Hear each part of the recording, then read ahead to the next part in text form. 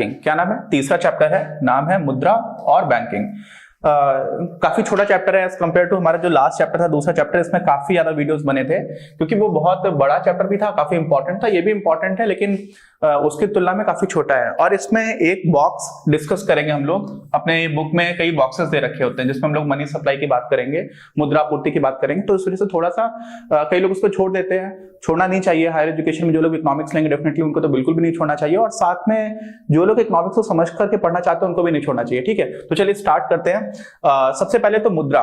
ठीक है, मुद्रा को हम लोग इंग्लिश में बोलते हैं मनी, मनी को हिंदी में बोलते हैं मुद्रा, एक ही बात है। अच्छा, क्या होता है जैसे मान लीजिए आप अकेले हो, ठीक, इस दुनिया में आप अकेले हो। एक मूवी आई थी जिसमें कुछ पैंडेमिक जैसा फैलता है तो एक ही इंसान बचता है, ऐसा कुछ था, विल स्मिथ की। खैर जो भी है, अब आप अगर दुनिया में अकेले हो तो आपको पेड़ आपके हैं, नदी आपकी है, हवा आपकी है, पेड़ के जो फल है वो भी आपके हैं, सब कुछ आपका है। ठीक, अकेले अगर हो तो किसी से लेन देन करने की कोई आवश्यकता ही नहीं है ना?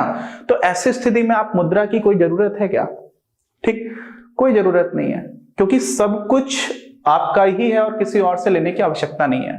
ऐसे ही क्या होता है कि कई हमारे देश में भी ट्राइबल सोसाइटीज हैं, जो ट्राइब हुआ करती थी ना, जिसको हम लोग जनजातीय बोला करते हैं। तो जनजातियों में भी बहुत सारी जनजातियों में खासियत हुआ करती थी कि बहुत सारी जनजाति आपस में कोई लेन देन जो करते हैं वो एक परिवार की तरह चलते हैं। ठीक है, जो पूरा वन है वो सारे लोगों की शेयर्ड प्रॉपर्टी माना जाता है, सारे लोगों की सम्मिलित रूप से मिलीजुली संपत्ति है।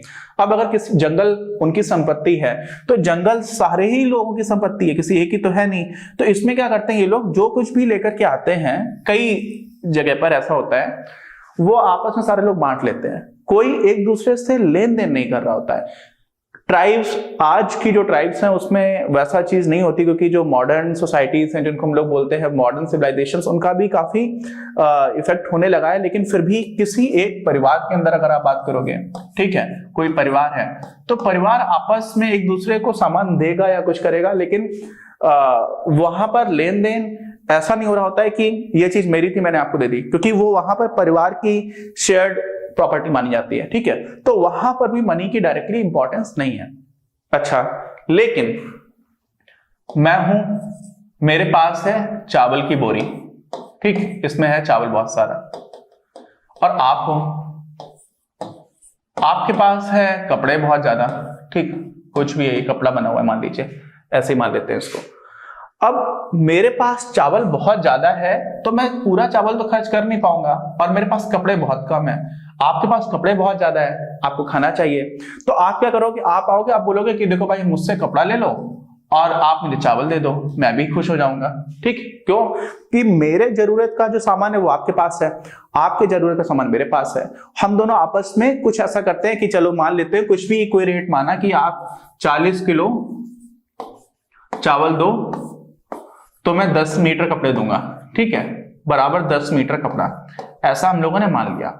तो इस तरह से लेन देन जब शुरू किया गया तो इसको हम लोग बोलते हैं इंग्लिश में बार्टर सिस्टम। क्या बोलते हैं? Barter, BARTER, barter system. इसी को हम लोग हिंदी में बोलते हैं वस्तु विनिमय। ये सारी चीजें लिखी हुई हैं स्लाइड्स में, आपको सारी चीजें दिख जाएंगी, मैं आपको समझा दे रहा हूं। अच्छा, अब बार्टर सिस्टम जब होता है तो इसमें हो तो गया, बार्टर सिस्टम से हमारा काम चल सकता है ना? लेकिन जैसे जैसे हम लोग आधुनिकता की तरफ बढ़े और बहुत सारी वस्तुएं होती चली गई, बहुत सारी वस्तुएं, साथ ही में लोग बहुत ज्यादा होते चले गए, तो जो बार्टर सिस्टम है वो बहुत इनएफिशिएंट हो जाता है। क्या हो जाता है? इनएफिशिएंट। इनएफिशिएंट का मतलब समझते हैं क्या होता है? जो चीज अच्छे से काम नहीं कर रही है, मतलब जिसमें आपको जबरदस्ती बहुत सारे संसाधनों को बर्बाद करना पड़ रहा है। संसाधन कैसे कैसे? टाइम बहुत ही वैल्यूएबल संसाधन है ना, शायद सबसे ही ज्यादा, क्योंकि टाइम तो गया, आप उसको वापस नहीं ला सकते किसी भी हालत में। तो अगर मान लीजिए मेरे पास चावल बहुत ज्यादा है, ठीक, और मुझे चाहिए क्या है? कपड़े। अच्छा, अब समझिएगा ध्यान से, मैंने आपको उदाहरण जो दिया था उसमें तो मैंने आपको बता दिया था कि एक दूसरा इंसान है जिसके पास कपड़े ज्यादा है, उसको चावल चाहिए। लेकिन अगर मेरे पास चावल ज्यादा है और मुझे कपड़े ही चाहिए तो मुझे कोई ऐसा इंसान ही ढूंढना पड़ेगा जिसको चावल चाहिए हो और जिसके पास कपड़े ज्यादा हो। मान लीजिए कोई दूसरा इंसान है जिसको चावल तो चाहिए लेकिन उसके पास कपड़े नहीं है, तो भी मेरा काम नहीं चलेगा। ठीक, तो इसको हम लोग इंग्लिश में बोलते हैं डबल कोइंसिडेंस ऑफ वांट्स। आपको जो देना है वो दूसरे को लेना हो, और आपको जो लेना है वो उसके पास हो, दोनों ही चीजें हो, ये बहुत मुश्किल हो जाता है। और साथ में जैसे जैसे अर्थव्यवस्था बड़ी होती चली जाती है, वैसे वैसे अर्थव्यवस्था में कई लोग भी होते हैं। तो अगर मैं शहर के एक क्षेत्र में रह रहा हूं, आप शहर की दूसरी तरफ रह रहे हो, आपके पास कुछ और है, तो मैं तो दिन भर ढूंढता ही रहूंगा, मुझे पता ही नहीं चल पाएगा कि कोई ऐसा इंसान है भी, तो मेरा समय नष्ट हो जाएगा। और वही समय अगर मैंने किसी और इकोनॉमिक एक्टिविटी में लगाया होता तो शायद अर्थव्यवस्था में ज्यादा वस्तुओं और सेवाओं की बढ़ोतरी हो गई होती और सारे लोगों को बेनिफिट मिलता है। तो यहाँ पर क्या होता है, बहुत ही कॉस्टली हो जाता है और काफी रेयर भी होता है। जैसे जैसे दूसरी चीज कपड़े और चावल, ये तो बहुत ही ज्यादा बेसिक तरह की वस्तुएं हैं। मुझे चाहिए अभी का एक कोई मॉडर्न वीडियो गेम। वैसे मैं खेलता ही नहीं था बचपन में, मारियो वगैरह भी मेरे भाई लोग ज्यादा खेलते थे, मैं बहुत कम खेलता था। क्रिकेट वगैरह खेलता था, बैडमिंटन, फुटबॉल ये सब पसंद था, लेकिन इंडोर्स मुझे कोई पसंद नहीं रहा। बट मान लीजिए कोई आपको वीडियो गेम खेलना है, कोई भी, पता नहीं क्या क्या, COD, कॉल ऑफ ड्यूटी, ये सब कॉलेज में लोग खेला करते थे, मेरे दोस्त लोग, है ना, इस तरह के गेम्स चलते हैं। अब कॉल ऑफ ड्यूटी आपको खेलना है, ठीक, और दूसरा है आपके पास चावल। अब जिसको चावल बेचना है उसको पता ही नहीं है कॉल ऑफ ड्यूटी क्या होता है। अब कॉल ऑफ ड्यूटी वाला भी सोच रहा है कितना कॉल ऑफ ड्यूटी का आपको सॉफ्टवेयर कितने किलो चावल से बेचा जाए। ये बहुत बड़ी समस्या हो जाती है। एक चीज में आपको पहले तो आपने बहुत आराम से कर लिया था कि 40 किलो को हम 10 मीटर कपड़े के हिसाब से मान लेते हैं, वो भी आप फिक्स्ड नहीं रख सकते हो। ठीक, तो दूसरी समस्या आ जाती है कि एक चीज को दूसरे के कितने के बराबर माना जाए। साथ ही एक और समस्या जो आती है वो आती है, जैसे मान लीजिए मेरे पास एक बकरी है। क्या है? बकरी। ठीक, मान लीजिए बकरी है। अब ये बकरी को मैंने बोल रखा है कि ये 1 कुंटल चावल के बराबर है इसकी कीमत। ठीक, लेकिन मुझे तो 50 किलो चावल ही चाहिए। तो मैं अपनी आधी बकरी अगर आपको देना भी चाहूंगा तो आधी बकरी ना मेरे काम की रहेगी ना आपके काम की रहेगी। क्यों? क्योंकि बकरी की वैल्यू तभी है जब वो जीवित है ना। ऐसे समझ लीजिए, जब उसको आप मार करके ले जा रहे हो, कुछ लोग मांस और ये सब भी जो लोग खाने वाले हैं, कोई दिक्कत की बात नहीं है, सारे लोग अपना अपना सिस्टम चल रहा होता है, लेकिन उसमें एक जीवित बकरी की जो वैल्यू है वो एक मरे हुए बकरी के बराबर आप नहीं कर सकते। समझ है ना? क्यों? क्योंकि बहुत सारी चीजें ऐसी हैं उनका महत्व तभी है जब वो पूर्ण है। अगर वो आधी अधूरी हो गई, उनकी हत्या कर दी, आपने आधा लेकर के जा रहे हो, तो वैल्यू नहीं रह जाती है ना। तो एक तो ये समस्या भी आती है। तो बार्टर सिस्टम में इस तरह की समस्या भी आ जाती है। तो हमने क्या समझा कि बार्टर सिस्टम स्टार्ट तो हुआ था, लेकिन इनमें बहुत सारी समस्याएं आ रही थी। तो फिर सोचा गया कि क्यों ना हम एक ऐसी चीज बना दें जो इंटरमीडियरी गुड हो। इंटरमीडियरी का मतलब क्या होता है? मध्यवर्ती। हम लोगों ने सेकंड चैप्टर में पढ़ा है। कोई ऐसी चीज कि आपको कुछ भी खरीदना है, आप खरीदवा करके मुझे वो इंटरमीडियरी चीज दे दो, उस इंटरमीडियरी चीज से मुझे कुछ खरीदना होगा तो मैं खरीद लूंगा जाकर के। समझ रहे हो? तो वही जो इंटरमीडियरी था, जो मध्यवर्ती वस्तु थी, वही आपकी है मुद्रा। क्या है? मुद्रा। ये आपकी मुद्रा आई। अब स्टार्टिंग में जब मुद्रा लेना लोगों ने लेन देन करना स्टार्ट किया तो बहुत पहले कौड़ी होती है, सीप और इस तरह की चीजें, अलग अलग लोगों ने अलग अलग तरह की चीजें चलाई, है ना। जेल के अंदर जो हॉलीवुड मूवीज आती है उसमें देखता है, और इंडिया में भी ऐसा होता है कि सिगरेट्स को करेंसी के रूप में लोग यूज करना स्टार्ट कर देते हैं।